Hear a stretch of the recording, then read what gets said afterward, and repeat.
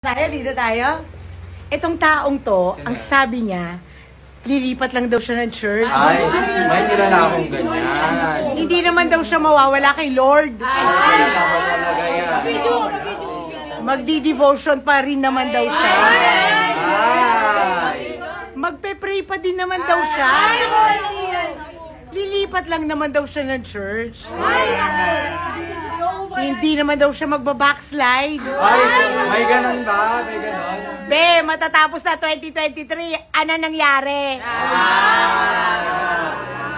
Dito tayo. Itong taong to, ang sabi niya, lilipat lang daw siya ng church. Ay, may kilala akong ganyan. Hindi naman daw siya mawawala kay Lord. Ay, tama talaga yan.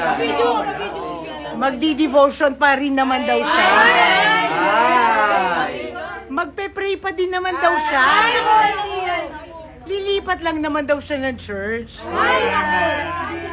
Hindi naman daw siya magbabackslide. ay, may ganon ba? May ganon? Be, matatapos na 2023. Ano nangyari?